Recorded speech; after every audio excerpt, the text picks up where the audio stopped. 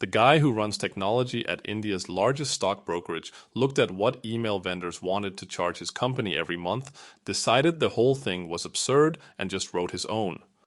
Okay, so let me actually back up. Listmonk is a self-hosted newsletter and mailing list manager, basically the open source answer to something like Mailchimp, except you run it on your own server and it never charges you a cent per subscriber. It's one program written in Go, you drop a single file onto a machine, point it at a Postgres database, and you're live. The person behind it is Kailash Nath, the chief technology officer at Zerodha, which is the biggest stockbroker in India. He's a longtime free software believer, and the reason this exists is almost petty. He didn't want his company handing a fortune to an email vendor every month just to hit send. Today, it's past 21,000 stars on GitHub, it's open source under AGPL3, and Zerodha quietly runs its own email on it in production. Enjoying this so far? Subscribe to the YouTube channel and grab the free daily newsletter at indiehacker.news. New deep dive every weekday.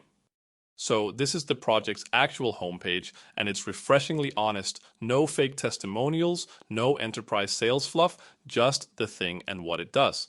Right at the top, it tells you exactly what you're getting. A self-hosted mailing list manager that fits inside a single binary. Scroll down a little and you hit the install options, and this is the whole pitch in one shot. You either grab one file or you run one command. There's no sprawling setup to wade through.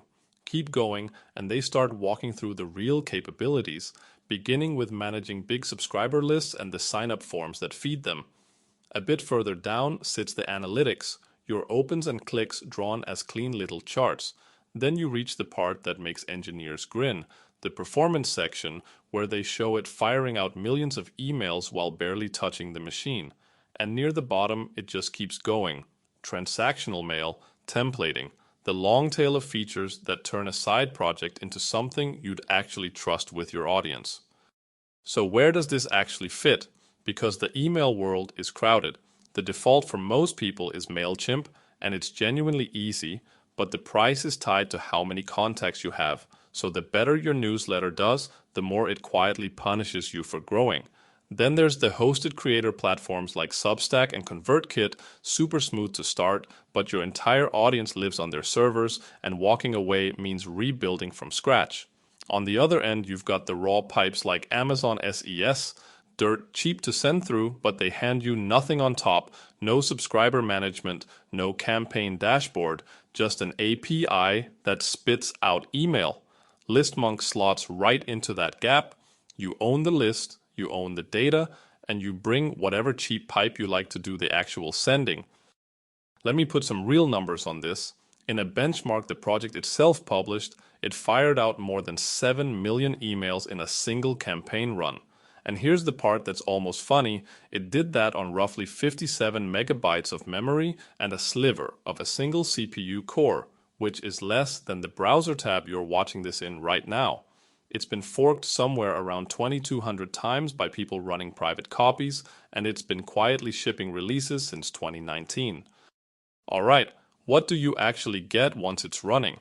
It starts with the lists themselves, you can manage subscribers at genuine scale, and you build the sign-up forms that feed them with both single and double opt-in so your list stays clean.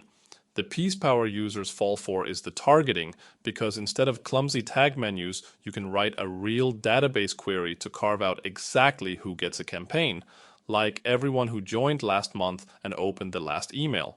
Underneath, the sending engine is built for volume, it's multi-threaded, and it can fan out across several mail servers at once, so you're never bottlenecked on one connection. And it's polite about it too.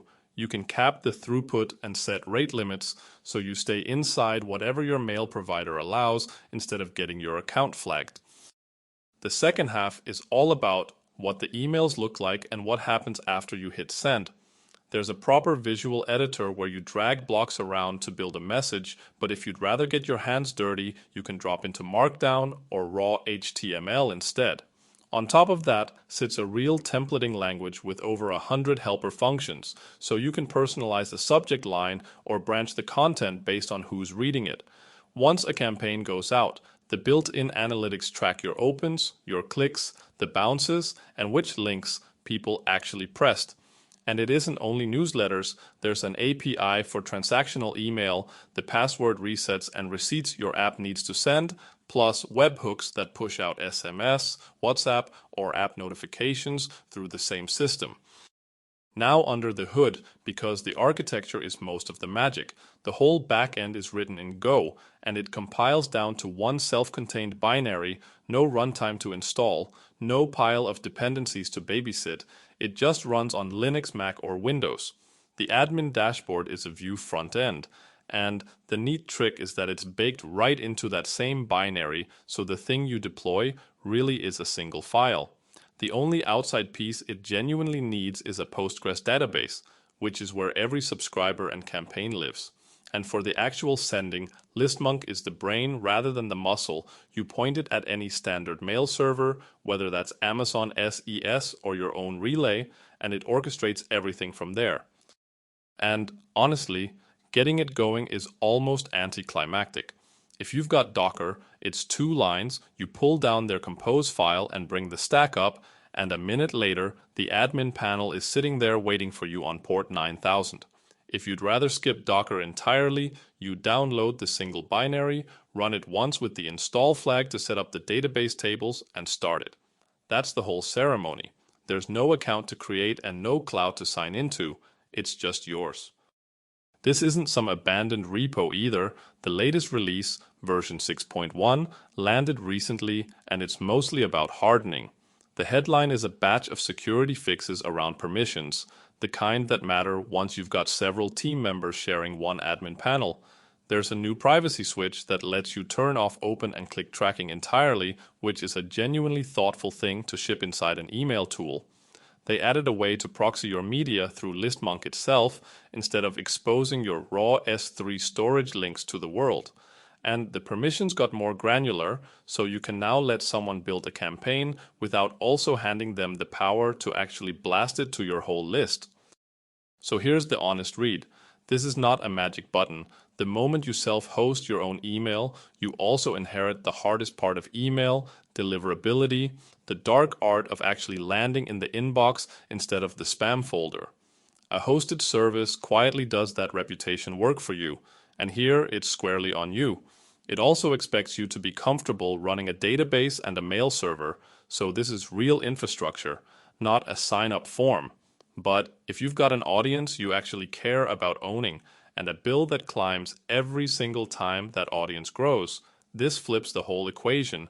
You trade a forever subscription for an afternoon of setup and a tiny server you control. The builders it quietly rescues are the indie hackers who've been bleeding a slice of their monthly revenue for years just for the privilege of reaching subscribers they signed up themselves. The real question is how many of them notice the cheaper version has been sitting right there the whole time.